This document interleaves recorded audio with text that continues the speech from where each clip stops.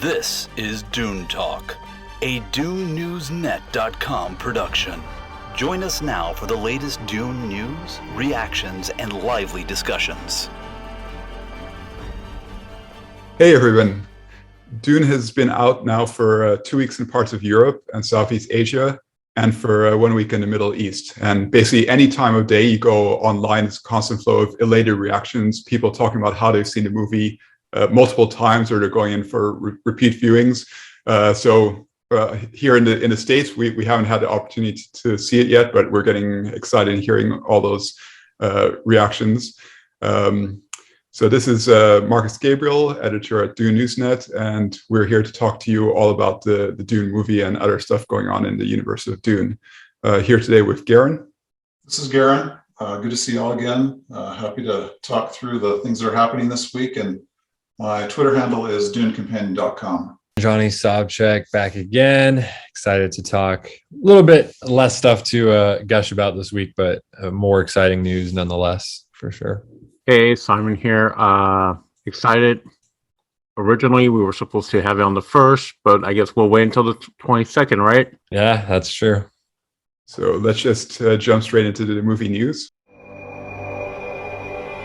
Dune movie news. First topic that we're going to talk about today is the box office update. So as mentioned, the movie has been out for 2 weeks in some countries. In its second weekend, Dune stayed number one, so dominating the overseas box office, and reached a cumulative total of 77 million. So that was, and it was like quite a good performance when you think about like comparing week over week. The drops were like around 30% on average, which is really strong. Russia and France were the big countries with 15 million and 13.4 million as of after the second weekend. And if you look at those trends in the second weekend, it was starting to go above F9 in multiple markets, including Russia and France. So, which is also impressive because F9 was by far the biggest grossing movie this year. So, Johnny, I'll start with you. What are your thoughts so far after 2 weeks? How do you feel about this? Really, really impressed and happy, of course, as someone that wants to see this movie succeed. This is all, reasons to be optimistic and excited going forward, I think.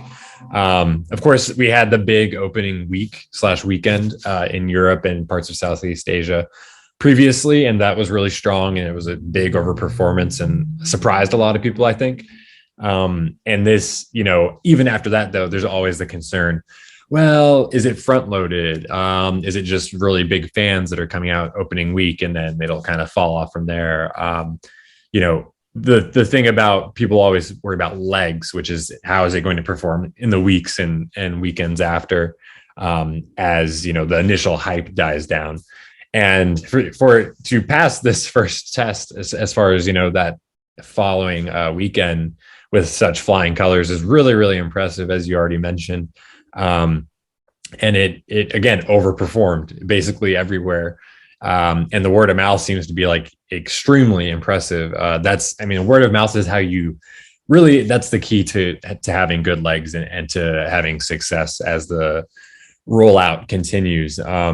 Because that is where, again, initial hype might be dying down. Those big diehard fans that kind of load up in the front are falling off or teetering off. But the word of mouth, people telling other people, hey, this movie's great. I really like this. You should go see this. And those people showing up, the week after hearing about it, that's where you get those better numbers and those stronger holds. Places like Russia where it was, and France, where it was so huge in that opening week, it only had that 37% drop off in Russia, 31% in France, 24% in Germany, which is like, that's not even really heard of. And that's why this is so impressive when you're hearing these numbers and you're hearing the comparisons also to other blockbusters that have been coming out this year and have been coming out during the pandemic. Those comparisons are very, again, promising. especially for things like Shang-Chi or F9, as you mentioned as well, which are really strong, established, very mainstream, audience-friendly movies. And this was a movie that had been considered not audience-friendly, or it's sci-fi, or it's too heady, or it's Villeneuve, whatever you want to say. An overall drop of 32%.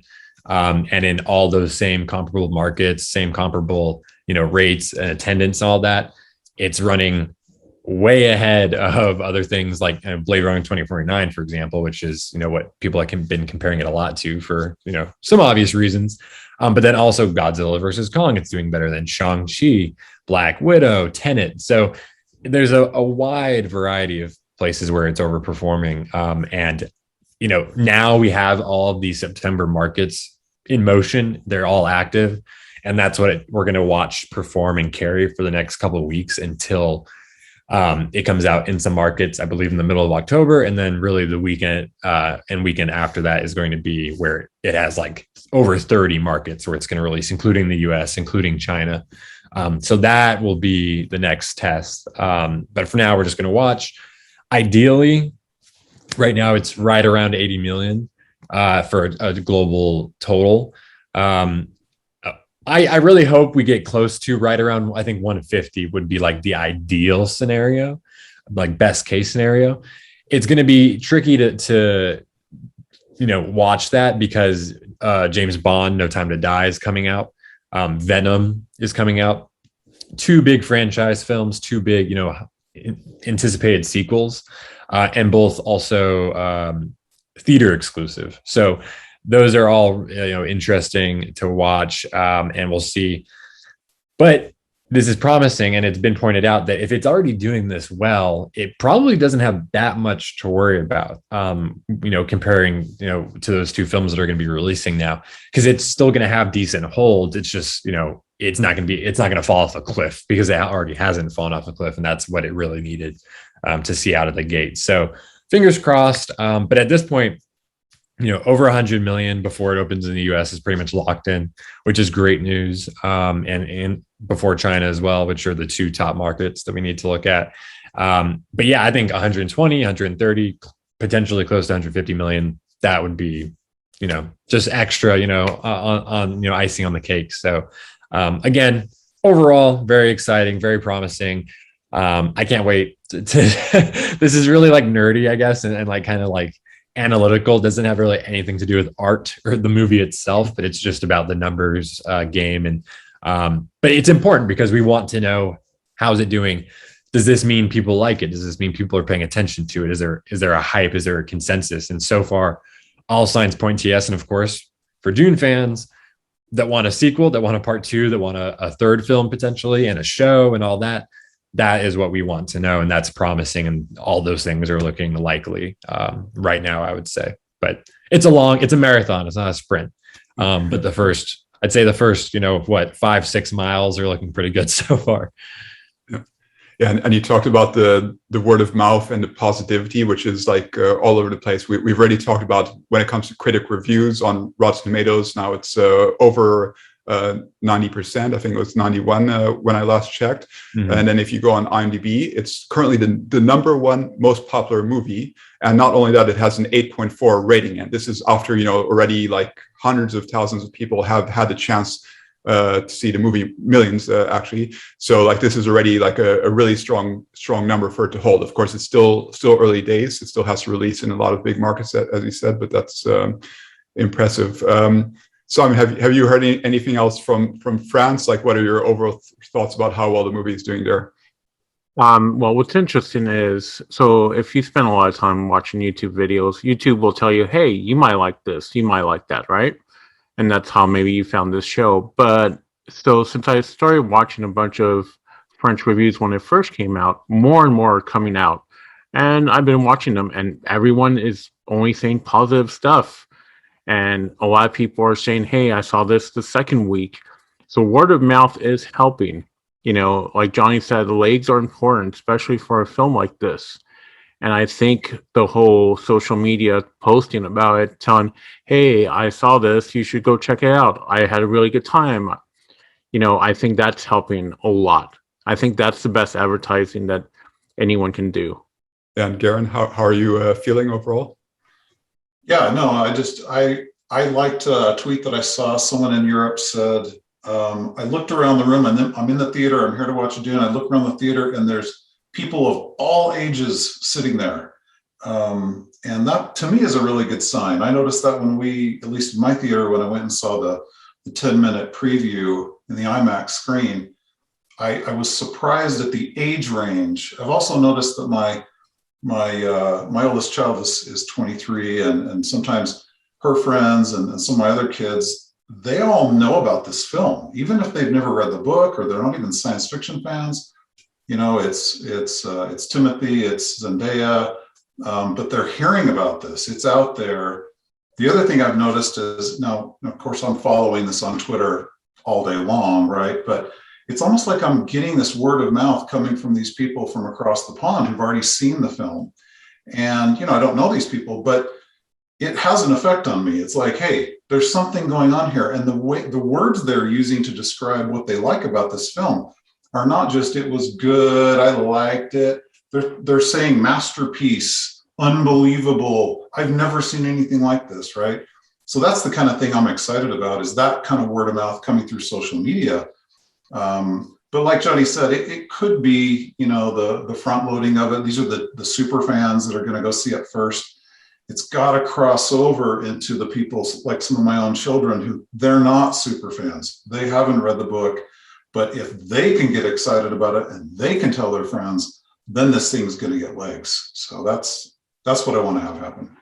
What's happening next? So as Johnny was mentioning earlier, now we have some other big films that are coming out. So Venom is coming out this week. So in Russia and Ukraine, and then we have No Time to Die, which is going to be opening like basically across all those same countries where Dune has opened 2 weeks ago, like Europe, including Germany, Italy, Spain, Nordics, Benelux. And the Southeast Asia as well, so Hong Kong, Taiwan, Singapore. One interesting note there is that No Time to Die will actually be releasing one further week later in France and Russia, which are the 2 strongest countries for Dune. So that's an interesting point. So Johnny, now that we're coming to this stage, because that is sort of a slightly different situation than other movies have had. So basically, Dune is now going to be coming up against like other really strong contenders, which are expected to do really well. Yeah, well, this brings me back to the point that, a lot of people have asked the question, well, why did they release it like this? And this really is why, because think about the fact that we're in a pandemic. So all these movies have been delayed years, some of them, multiple years. I know No Time to Die was originally going to come out in November 2019, which is almost impossible to fathom at this point. And that was the first one to get delayed due to the pandemic as well, I remember last year. So it's coming around full circle. And naturally, all these movies are going to get kind of chunked back into the end of this year. And then next year is going to be stacked as well. But the reason that they did it this way is you put them into these markets, these specific ones like Russia or France, where it's doing really well. You put them into the Middle East, you put them into Taiwan and Singapore, these places where those movies you mentioned, Bond and Venom, are going to be coming out, 2-3 weeks after the fact. And that's good because, believe it or not, most movies make almost all their money in the first 3 weeks or so, especially the big ones. And that is, why you want to at least have some sort of buffer. 2 weeks, 3 weeks, again, is usually ideal. Christopher Nolan just made that deal with, Universal. And what did he ask in his contract? Do not release a movie 3 weeks before my movie or 3 weeks after my movie. And that's exactly why. So those places got it. They're making their money. They're still going to have decent holds, it looks like. So that, not the worst thing in the world that these movies are coming out. Then not only are you getting the buzz out of these markets, and that is circulating to the US, it's circulating to other, neighboring countries. But now in the US, you have Venom coming out this week. 2 weeks after that, or the week after that, just 1 week later, you have Bond coming out. And then 2 weeks after Bond, you have Dune coming out. And then 2 weeks after Dune, you have Eternals, which is the Marvel movie. So that is why they stagger it like this. Now, could you, some people said, well, maybe Dune should have come out at the same time in the US, like it should have come out last week or the week before, when Shang-Chi was still in theaters and still doing well.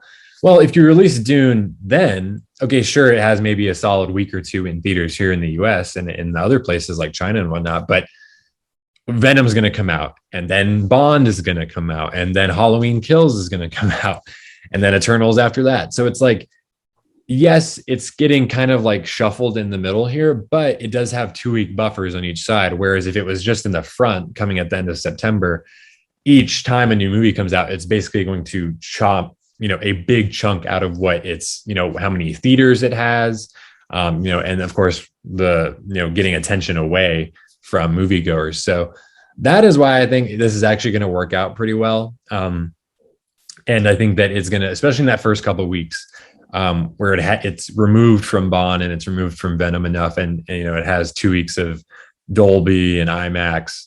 I think that's where it's going to shine the most, and I think it'll do well even into November after Eternals comes out, because even November is fairly not empty, but it doesn't have big blockbuster movies like December and like October do. It's pretty much Eternals, and then you have some smaller dramas, House of Gucci, Spencer, other things like that, which are not going to be the big draws, the big IMAX and Dolby scenarios. So I think this is looking good. I really do think it's looking good, and I think there's a reason to be optimistic, and just patience is really the main virtue here. So let's go ahead to our second story for today, which is the behind the scenes clips that have been coming out. So this week we didn't have as much in terms of like official trailers or teasers or like new posters or anything like that was coming out. But we did get bits of pieces of behind the scenes clips that were being released, I would say more unofficially. So we may not be able to show it here on the show, but we'll talk about some of these. And so, for example, we had the scene with the ornithopter. We got like behind the scenes with Villeneuve directing some of the cast. We saw the Maldive, the little mouse. So it's like a bit of everything. Like really saw, as we discussed in the past, like how like there was a really great atmosphere on the set that you had that family feeling. So yeah, it's really nice to see like how things came together on the basically behind the scenes. So I'll start with you, Garin. From the clips that you saw coming out over the past few days, was there anything that had you really excited, or like what was your favorite? I really like the clip that shows Denis with the little mouse.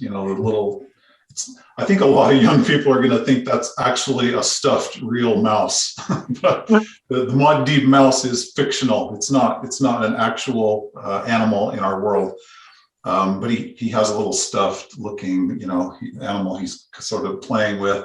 And I just love the fact that we get to see this director he's very serious, right? Which that's his job, right? He's commanding this army of actors and creatives. But just seeing him smile with kind of this childlike, gleam in his eye, I just love that. I just love that here he is. He has the weight of the world on him back in the summer of 2019 when they were shooting this. And yet he's able to sort of, relax for a minute and just sort of smile and be playful. So that's one of my favorite clips. But the one that really stuck with me is the one with Stephen McKinley Henderson, who plays Thufir Hawat. When he acts, with Oscar Isaac as Duke Leto, and they're interacting, and you see the interaction between the two, and he's being very solemn as Thufir Hawat, and then you have Duke Leto who's screaming, this was my son who was being threatened, right? To me, I thought, wow, the level of acting is at a level that I really didn't. I haven't seen the movie, right? So I haven't experienced that yet to that level. Even the preview that we all saw didn't show as much of that kind of dramatic interaction between the characters. So between those two, I was really impressed. I really have not seen a lot of Stephen McKinley Henderson and seen his depiction of Thufir Hawat. other than the quick moment that we see him in that in that preview that we all saw. But gosh, I think the level of acting is going to be really rich and emotional and realistic, and that's what I liked about seeing these. Simon, did you have a favorite from those clips? I think everyone's favorite is going to be the little Maudid. You're right. Denis was just having a good time. I feel like it was a day that he was on set and being like, okay, I don't have the pressure of the world. I can relax for a couple of minutes. That is my favorite scene also. Oscar Isaac, that performance. And what's interesting is we don't even see his face. We just see his back. And I remember I tweeted back to Mark at Dune Info with just like a gif of an Oscar. Like, wow. Just literally like that is a performance. I'm also not familiar with Steven, and I'm looking up his IMDb. Interesting enough, he worked with Timothée on Lady Bird, which I still have not seen. So, but the performance, the acting, we keep talking about the visuals, you know, and we'll talk more about the acting on another part of the show. But what we're seeing is just dead on A-class performance. I of course definitely agree with your picks. Those are great. There's really just this, I can't remember, I don't know if there's a name for it or where exactly it originated from, but this is like a 2-minute long reel essentially, where it's just behind the scenes on different sets and with different actors, and Denis is basically in all of them.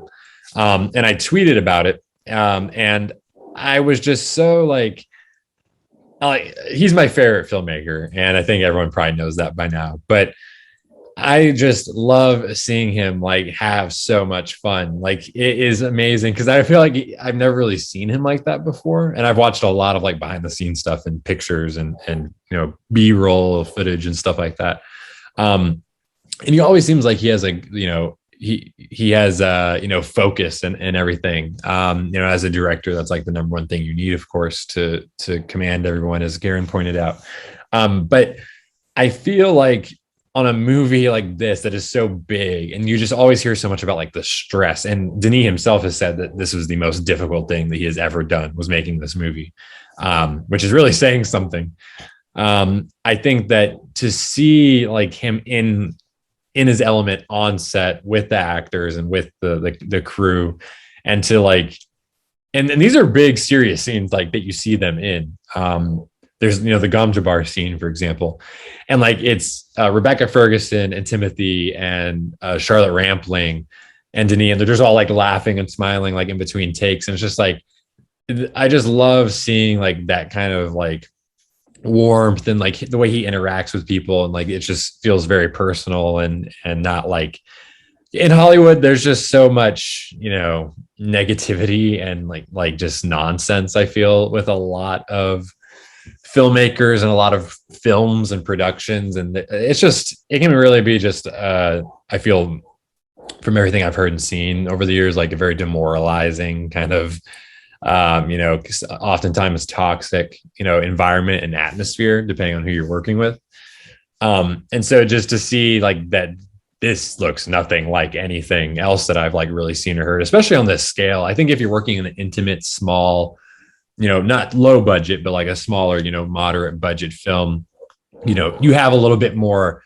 there's not as much pressure on you, and there's not all of the economics and studio stuff that goes into it. It's a little bit more, less financial based, but this, it just, it's hard to think of anything else where I've really seen that, because it is always just so stressful. And they always talk about how stressful it is. And there's always issues behind the scenes and creative control and all that. And here it just seems like he was just kind of let loose to, play in his candy store and just do what he wanted to do since he was a kid. And that's make Dune and to bring this world to life. And it seems like everyone, and we've heard this in interviews for, how long now? Every cast member that they talk to, they're just talking about, how great the experience was and how they were like a family. And it was just, very light and positive and everything.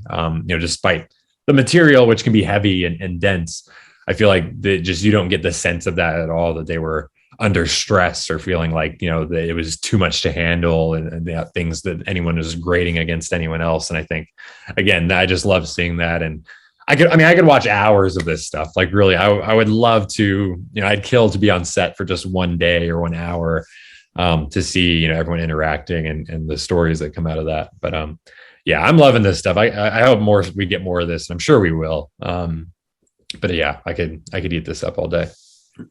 You know, Johnny, one of these days, someone's going to write a book about Denis and his filmography and his experiences doing this. And I feel like because the actors and the other production people talk about how he's just a kind, good person, right?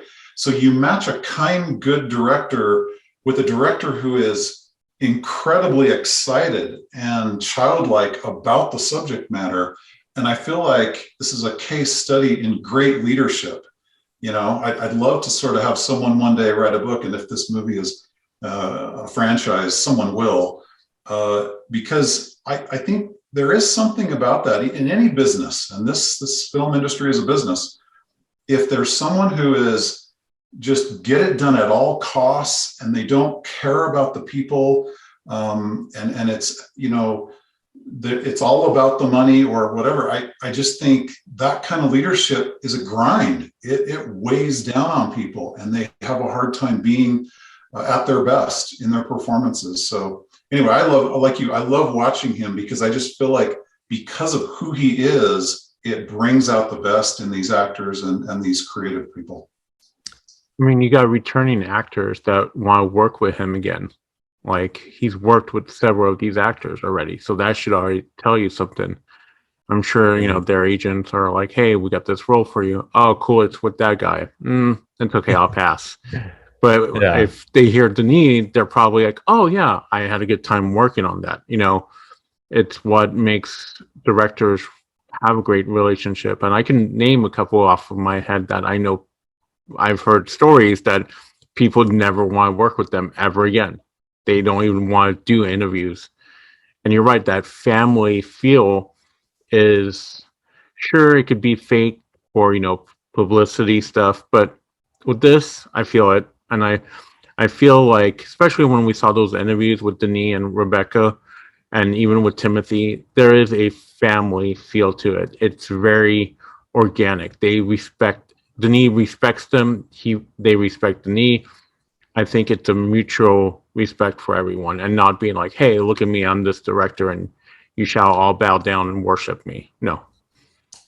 And I will say, Garin, it's funny you mentioned someone writing a book on Villeneuve, because hey, something I've mulled over once or twice. Yeah, that's what I'm talking about. During this whole process. But also, I was going to mention, I remembered, Stephen McKinley Henderson. He is in Lady Bird, and he's also in Fences, Denzel Washington's film from a few years ago. Both great films. That's the only thing I've seen him in. Also, he's in the Hulu series Devs by Alex Garland, which he's supposed to be really good in. But I have to shout out, he's an alum of University of North Carolina School of the Arts.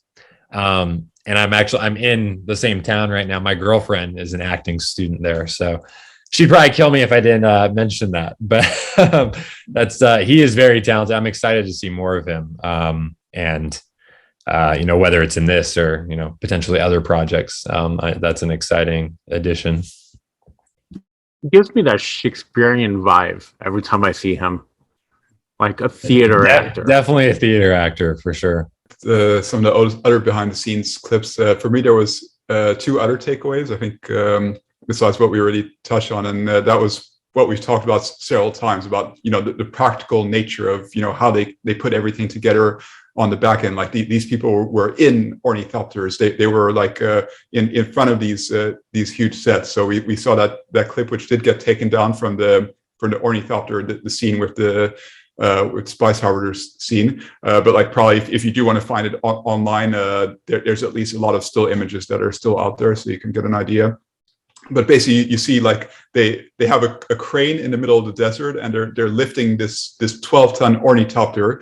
It was like suspended in the air, and you had like runners on the ground, like pulling it with ropes and rotating it, and then you actually had the stunt doubles on the ramp. So like Timothée Chalamet and Josh Brolin, their stunt doubles were actually on the ramp while it was being rotated. So like completely like realistic scenario, getting that effect. And like when you juxtapose it next to the final results, you really see like why they went that extra mile. So that was really impressive to see. And I hope that we get a lot of these behind the scenes extras on the Blu-ray and hopefully on the digital releases as well, because I think there's a lot of amazing stuff to see there.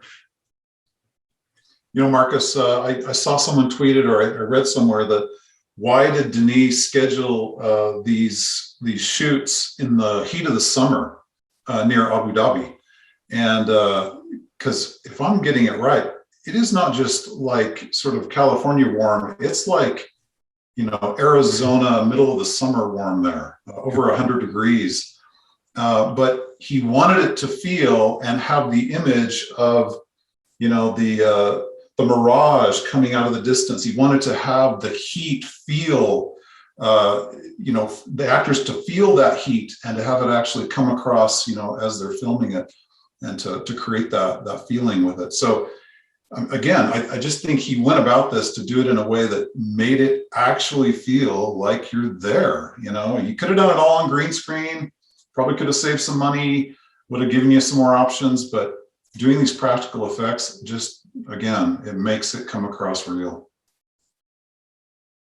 Yeah, and they even mentioned, I think, with regards to the Abu Dhabi point you talked about, it has with that heat in that time of the year, it has a very unique, specific, hazy gray kind of sky to it, which is similar to how it's described in the novels, I believe. So that was an interesting detail, and you can see that. I mean, in a lot of the footage we've seen, especially in the parts that I can pick out as being in Abu Dhabi or near Abu Dhabi, it has a very I don't even know how to describe it. Just all the desert shots that we've seen are just so they're just mesmerizing. I cannot wait to see this movie, especially in IMAX, and just to be totally, as you said, transported and enveloped in it, because it certainly has that feel, and everything that they've mentioned so far, adds to that. Well, to quote a great man once, you don't film Jaws in a bathtub or swimming pool. I don't remember Denis' quote, but yeah, I love that they went on a location, and they could have done it. They could have Lucased it and done it with green screen, but once again, and I think when I saw the IMAX preview, I felt like, yes, I know mentally they shot this over there, and I feel like I am on Arrakis, And another, talking about shooting on location, and talking about the behind the scenes stuff that we've seen, there was another great little clip that I loved, which probably one of my favorites, was they're on location in Norway, and they are shooting. They're wrapping. They just finished filming, and they're right on the ocean. The sun setting. I think they mentioned that it was 8 or 9 o'clock at night because it was summer. It was still pretty bright out. And they all have glasses of champagne or whatever it is, and they're Denis making a toast to everyone because they were finally done with principal photography, and it's just, again, another cool little communal moment, and getting to see them. Getting to see them on location, I always get a kick out of that. But we haven't seen a ton of Norway, I feel like, thus far, compared to all the desert stuff. So it's cool to see that too. Yeah, and speaking of locations, so definitely Villeneuve does love his analogies with bathtubs and swimming pools and all that. So he was saying before about not shooting Jaws in a swimming pool, which that's totally agree with him there. The other thing that was interesting, because of course you do have to put in the effort to go to all these locations, but in some cases it made economic sense. So whether it was in Abu Dhabi or in Hungary when they were shooting in Budapest, they did get rebates from shooting in those areas. So even though Dune does have a high budget, they were smart in terms of how they approach this in filming in real locations. So would also be interesting at some point if someone did a full breakdown of how much money they saved versus doing everything with the technology of green screen and all that. That would be an interesting comparison, and also comparing the end result, of course. The last takeaway from these behind the scenes was also the involvement of the state. So whether you've gotten into like the expanded Dune materials, or like you haven't read any of them, I think it's also important to note that the Herbert estate was closely involved in this. So you had like one of the scenes where you saw that Brian Herbert was visiting the set, and you basically see him there talking to Villeneuve in front of that Stanware mural, and like in that clip it looks even bigger than like like what we had seen from the other clips. And I just wanted to read one quote from Brian Herbert when he was speaking with Inverse.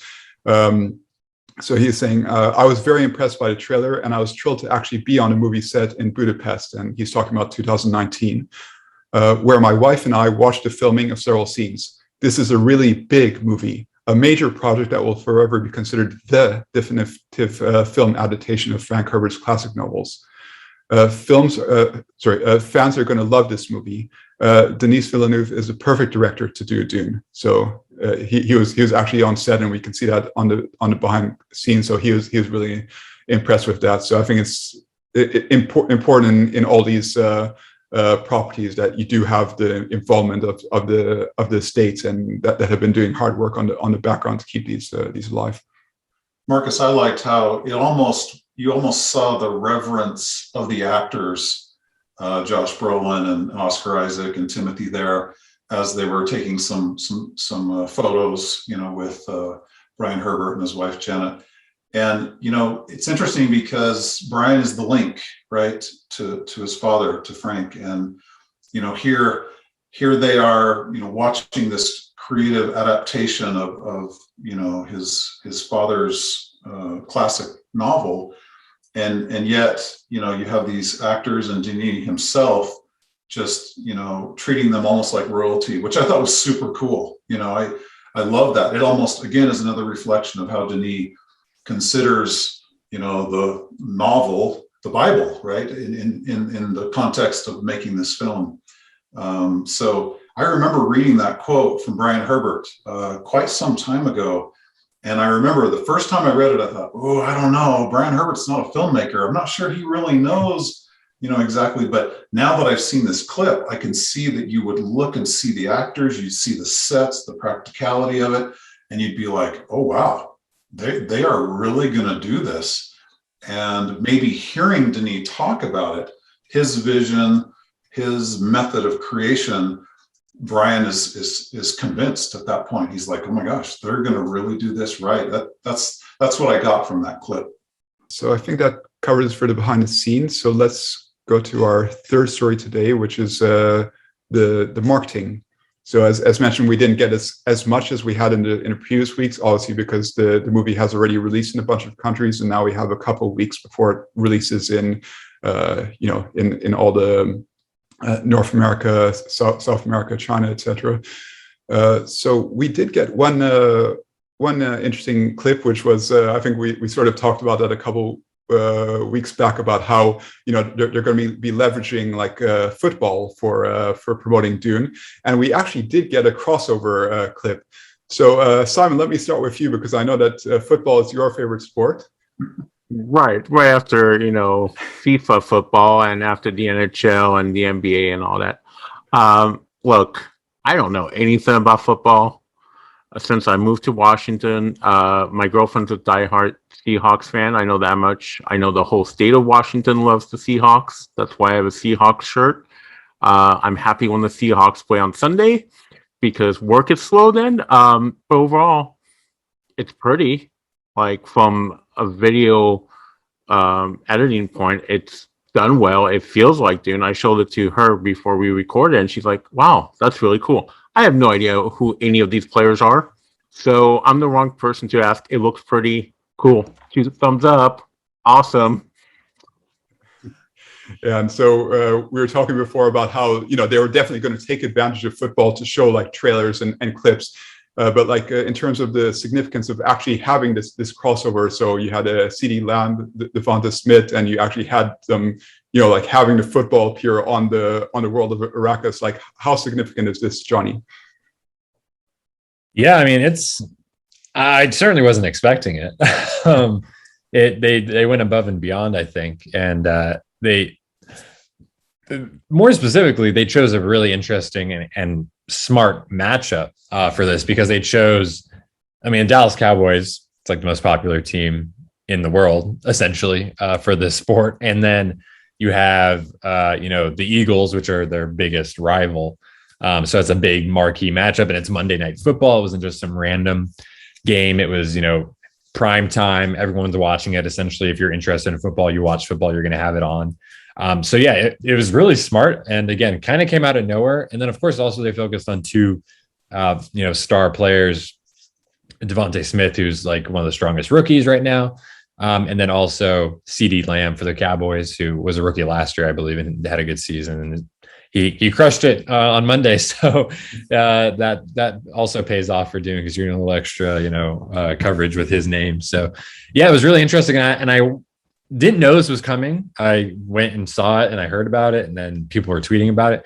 Yeah. And I was just going through all the tweets, and people were like, I mean, it was working, because people were losing their minds over it, saying like, wow, it looks amazing.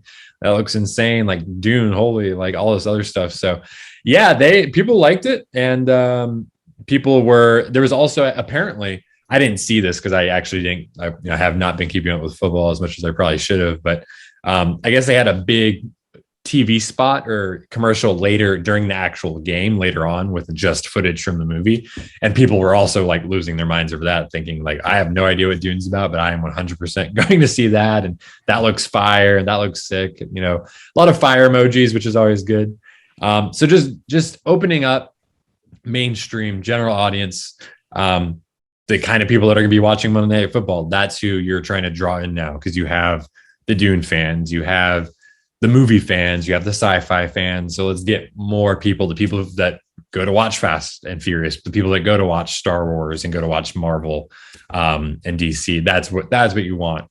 And I think, again, literally everything I saw when it was happening and after the fact was people were excited about it, even if they were like, I don't know what that was, but I want to go see it.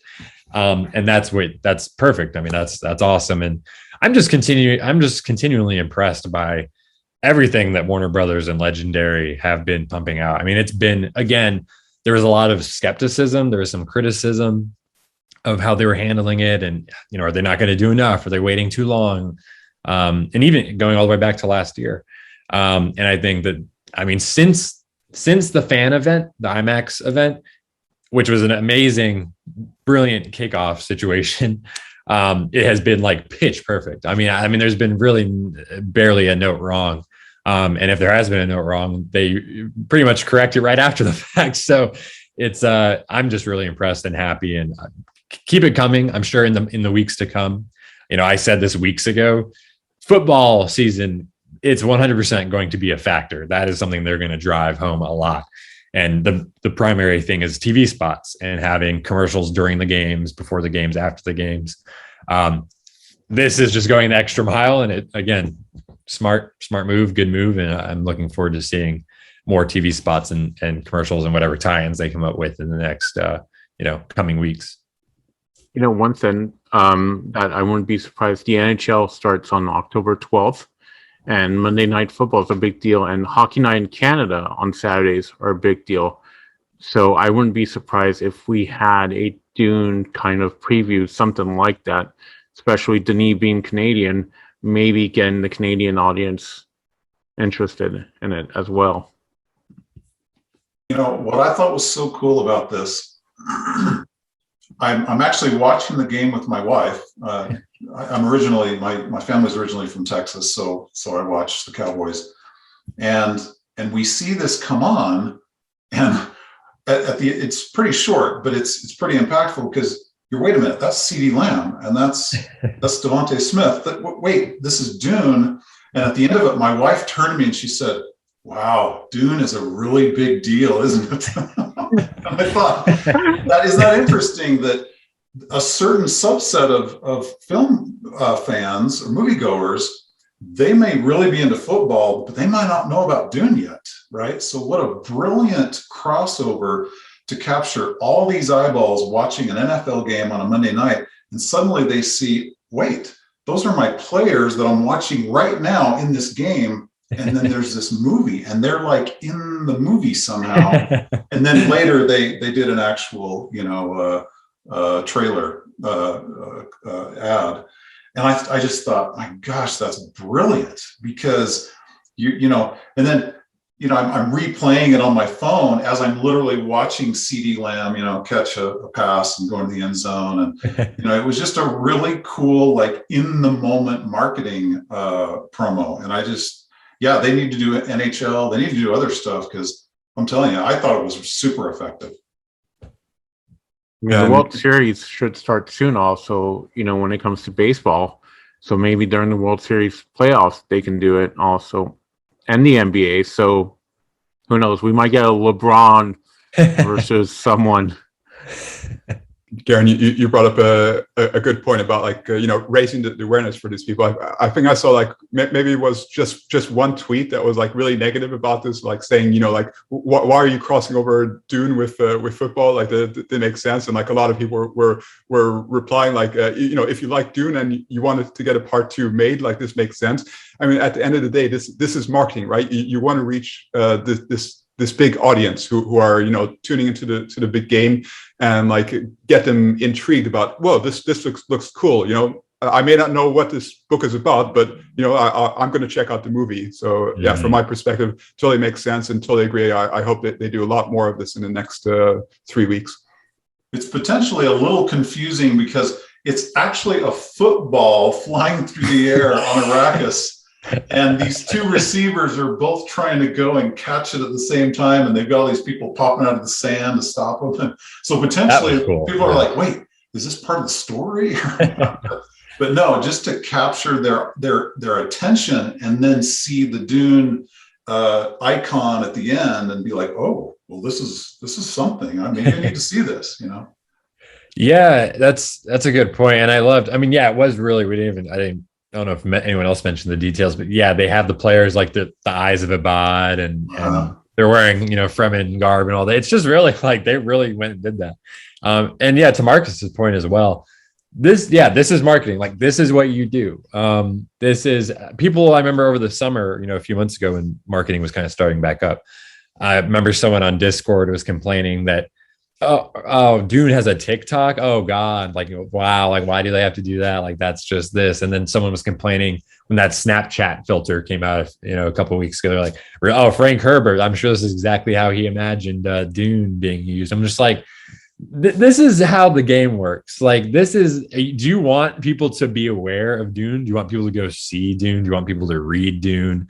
I think Frank Herbert would care more about people, knowing of his book, of knowing of Dune, and being, compelled to potentially watch the movie, being, compelled to read the book and look it up online, just see what it is, than he would about someone taking a picture of the Snapchat filter of them on Arrakis with a sandworm. Like, that is not the point. And anyone that, like, questions that, I don't know if it feels like it's some, like, aspect of gatekeeping. I feel like, to a degree, it's just like, relax. It's okay. You can still like Dune. More people liking Dune is a good thing.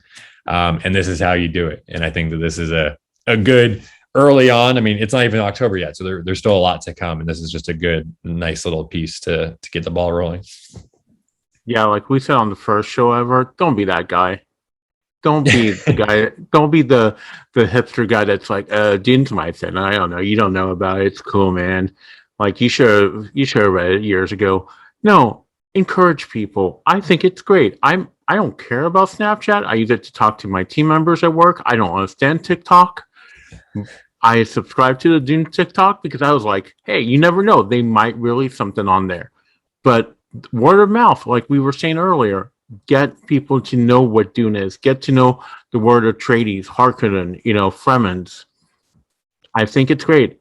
I won't be surprised if Mountain Dew puts out a blue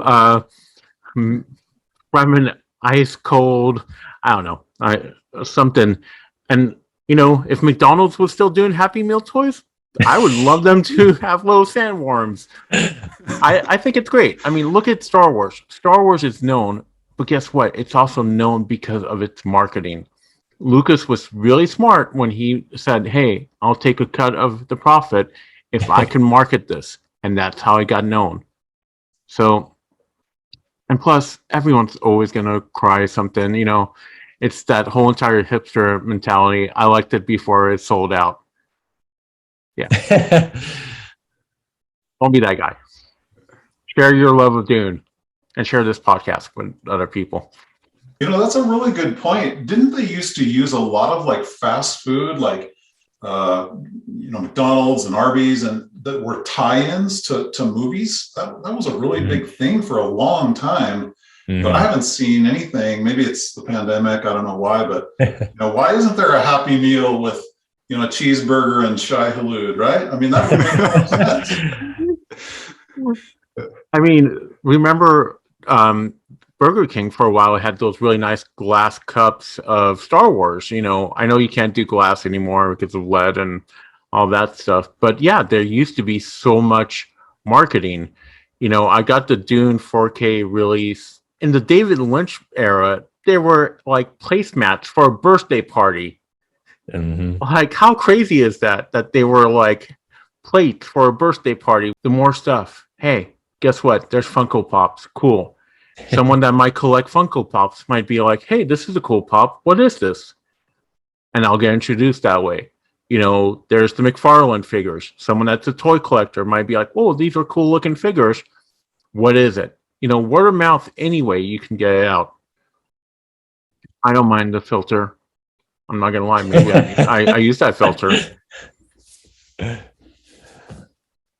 And in terms of marketing, just one other thing that came out this week was on YouTube. They actually showed an ad, which was a full scene, so basically 90 seconds of the scene where Paul and Duncan Idaho are talking. So that's the scene that we actually saw in the trailer, but just like a couple of seconds of it, like of Duncan saying, that the most important things happen when you wake. But now here we saw the full context of that.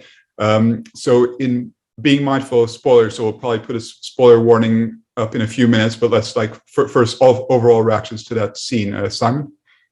Oh my God, loved it.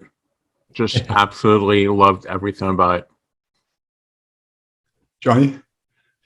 Yeah, I tweeted it. I'm just like, I can't believe I'm just going nuts over this very short clip that is just two people talking. I mean, there's a lot of editing going on in that scene, so it's not really just two people talking, but it is it's just so exciting. Like, I really did love every single thing about this little simple scene, and I mean, I've probably watched it like 24 times or something. And I just find something new to appreciate every time. It's just like with Villeneuve, every scene is just so detailed and is so full of like audio visual, stuff to absorb and to consider. We'll be talking about it more here in a second, but yeah, it's good. I'm like Johnny. I've watched this thing 25 times today, I think. And I'll tell you, I like the performances of both these actors. In fact, I like the pacing of it. Here you've got Duncan Idaho. He's probably just flown in, doing, some acrobatic thing with his ship, and he's sort of in his element, focused on fixing something on his spaceship or something. And then he has this conversation. And what I love about Timothy's performance is Timothy is like really concerned, like, how am I going to say this to Duncan? Duncan knows me. You trust me, right? It's establishing their relationship. And then I love how, Denis kind of hangs and the scene, the cut that's just Timothy kind of waits a while to really say what he's going to say, because it really gives us a feeling of he doesn't know how to tell him sort of the bad news about his dream. It was the performance that I loved. I kept eating that up. And then this is kind of strange, you guys, but I love kind of seeing what's way in the background, like the size of the hangar. You've got people walking by, you've got, attendants and security. And I'm just like, dang, that's cool. I love all those details because it just simply feels real. So I'm always a sucker for that stuff. I just love it. These scenes, they weren't in the book, but it really helps flesh out the characters, and I think it's just a great way to make the audience care more about these people, understand their motivations, understand their relationships with each other, because we knew in the original book that basically Paul and Duncan are really, really close friends, but you don't actually see that in action. And like we were talking about it in the past, if you look at some of the expanded novels, so like you had Dune, the Duke of Caladan, which came out last year, and that's the prequel trilogy. And there you have a lot more scenes between Paul and Duncan, and you really understand about how that friendship formed, and get a lot more of that interaction. And I feel it added a lot to knowing that these characters were actually close. So I love seeing that on the screen, like just bring those characters more to life, and giving reasons, like why these people are unique, like what they think about each other, like what their relationship is with each other, like how much they trust each other. So I think that's so important. So before we go further, let's put up a spoiler warning, and then we can go free for all. So I'll put in a timing for the end of the show. I must not fear, for fear is the mind killer. Fear is the little death that brings total obliteration. I will face my fear. The one thing I love about that scene is, like you guys were saying, was the pace. And that's something that we heard about in early reviews, that it's kind of slow, but it works so well, and going back to what Marcus was saying about, the prequel stuff. And even in the original novels, we're known that Paul doesn't have that many friends. Duncan and Gurney are his only friends, really. And it's seeing the two brothers kind of, I hate using the Obi-Wan Anakin reference again, but it's two close people that trust each other. And I guess we can go in full spoiler mode. The whole scene about, the whole part where he's like, I had a dream. And I feel like that scene might be a little bit cut. I can't tell where it would be cut, but the whole thing, like, hey, I had this dream that you were fighting all these people and you didn't make it out alive. Major spoiler there. But also it shows Paul's visions, like he already has them. Duncan is kind of aware of it. And I don't know if you guys notice, right away when Duncan, like the scene opens, he talks about something about, I think it was impeachment or something. So there's already like talk about politics.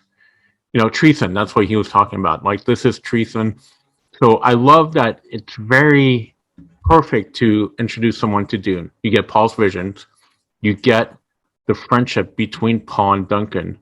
Duncan's my favorite character. So anytime I see Duncan on screen, I'm a happy camper, and hopefully we get quite a bit of it. And I love that, once again, it's a scene that's not in the book, but it works. It doesn't feel like, oh, wow, they're setting up that friendship. Great. I get it. These guys are friends. I don't know. I was blown away by it. And I love that he's like, I saw you on Arrakis. And I love that filter that they're using, even when you see Paul's visions of Arrakis.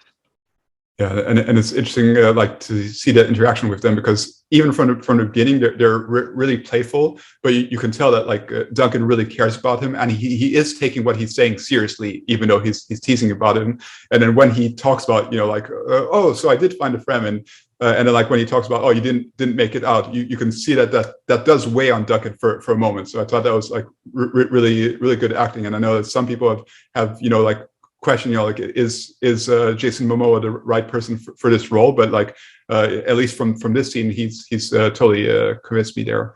Yeah, God, there's just so much. I could talk about this scene probably for an hour.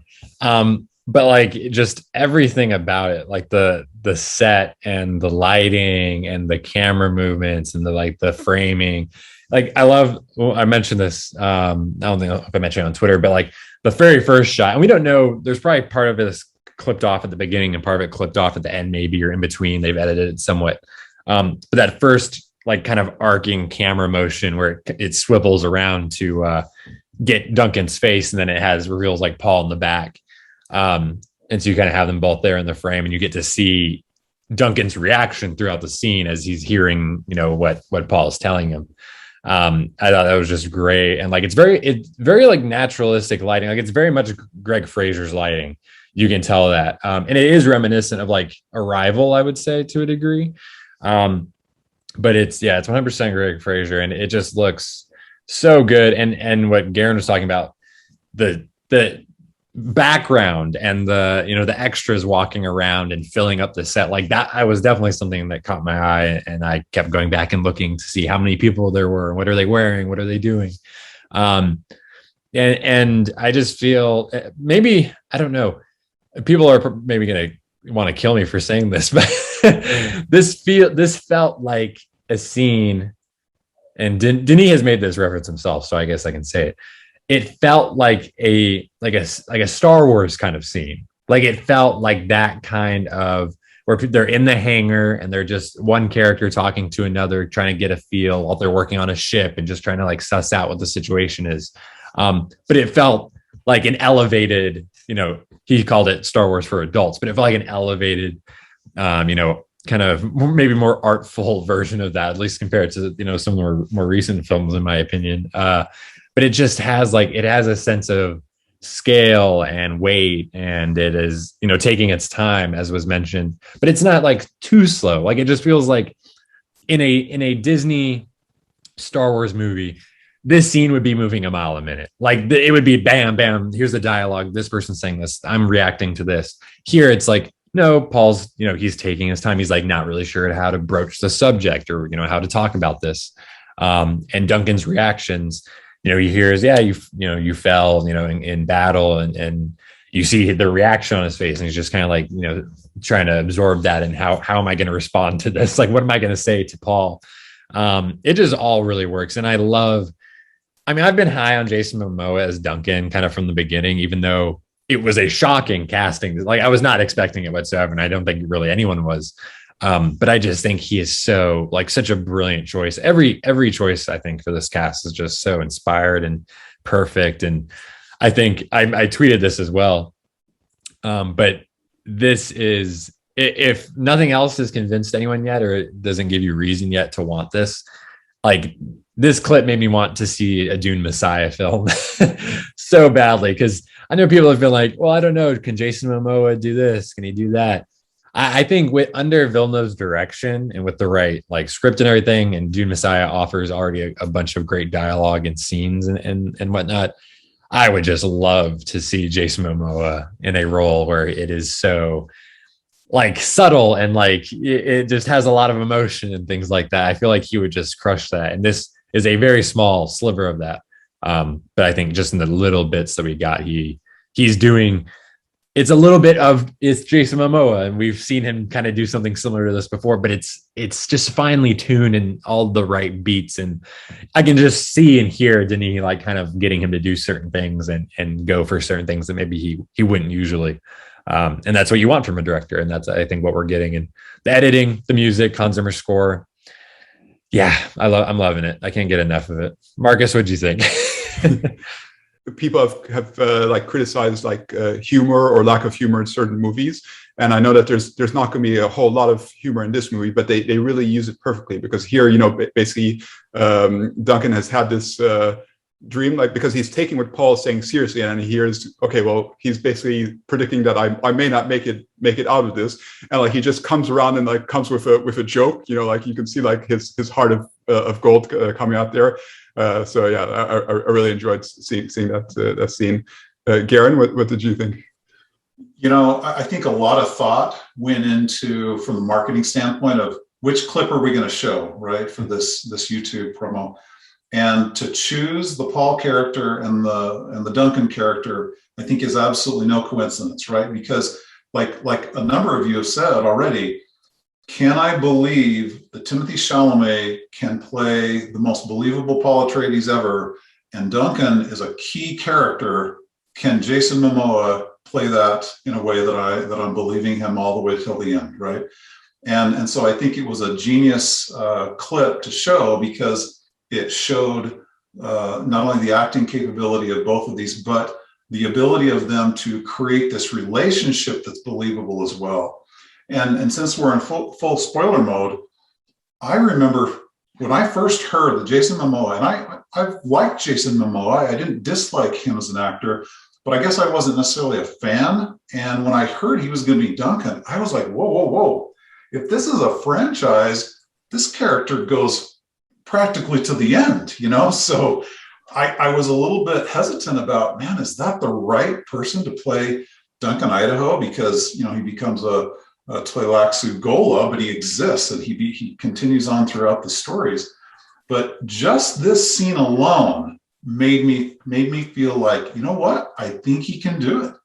He has a feeling that's very natural, a seriousness, yet a playfulness. And he just looks the part, even though it took me a minute to get adjusted to him being Duncan Idaho. So I thought this accomplished a lot for a diehard fan like me to be convinced these actors can do this right. And also to all the Jason Momoa fans and all the Timothée Chalamet fans to be like, hey, this is something I want to see. I want to see my favorite actors, you know, interact in this this interesting off-world story. I agree. When Jason was cast as Duncan, I was like, whoa, I don't know how I feel about this, you know. And yeah, you need that relationship if they're going to make, you know, I'm not saying all 6 original books, but even if they get up to God Emperor, you need that relationship. You need that bond. And one thing that we didn't even talk about, Timothy looks really, I mean, of course, Jason's a lot bigger than Timothy, but Timothy looks kind of shy and awkward and not the Timothy that we see later in some scenes also. He looks like he's not sure of himself yet. And I feel like that's crucial because Paul is pretty awkward in the beginning of the book. You know, sure, he beats the Grand Jabbar, but he doesn't evolve to be, you know, Paul Maldi the Uso until later. And I like that we're going to see that from Timothy, like growing as a character all the way through. But overall, perfect scene to show. I wonder if we're going to get maybe another scene with Oscar Isaac, because he does have a movie coming out this week, Addams Family 2. So maybe getting his name out there. And I think he has that HBO show that starts pretty soon also. So getting him, it's on now, yeah. So getting him and Timothy maybe showing a scene, Oscar Isaac, Dune, you know, Addams Family, whatever that HBO show is called, and getting the word out that, hey, this guy's also in it. I would just, add to what you said, Marcus. I think this is great talking about the humor specifically. I think, you know, because in the second trailer that we got in July, there's a little back and forth between them in the hangar, and it's like, if you're like, oh, is this too like goofy or is it MCU humor? You know what to make of it. But no, I mean, I never had an issue with it, but I think this scene shows why. I mean, it works in context even better than it does in the trailer, because here you understand, okay, this is why he's saying that. This is why he's like making this joke, because it's such a like a dramatic, heavy like moment between these two. And I think Duncan he's trying to alleviate that. Like he's trying to break the tension and not with just Paul, but with us, probably like the audience, of course. And I think that's smart. I think that really works. I think Jason Momoa is great for that.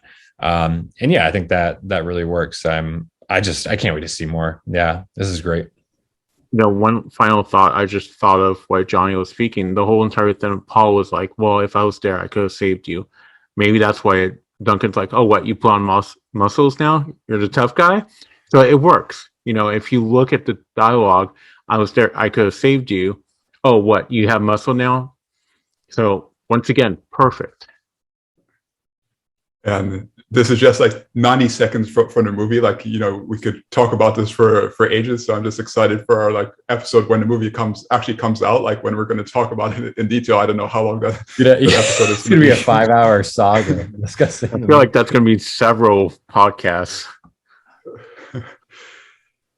So it'll be Dune review minute 1 through 10, like broken down into like different chapters. Yeah, and Simon, to your point, I think that there are so many opportunities for them to do more stuff with the marketing. Like I think we're expecting them to do a lot, but I think we still might be surprised about what's coming up in the next 3 weeks, like we saw with the NFL and with other sports, and what clips they're going to show. Like, are they going to release the beginning of the movie? For example, we had talked about that before. So yeah, I think there's a lot that we may not expect that's coming up. So yeah, that was it for our show for today. That was Dune Talk.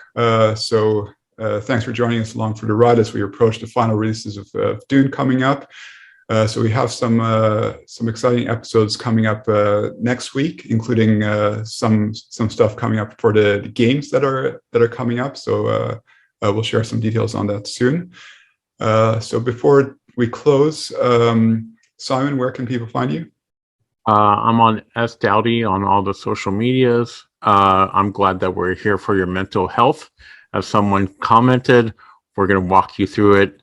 North America, we're going to get there soon enough. And Europe, if you want to join the party and rewatch it. It'll be interesting knowing if it'll get a bigger hit the second time around after it comes out in America. And people in Europe are going to be like, oh, I should go see that again. Word of mouth. Yes, everyone, Johnny Stopcheck again. Find me on Twitter. I'm just more and more excitement every day. Can't wait. Tickets should be out soon, so keep an eye out for that for sure.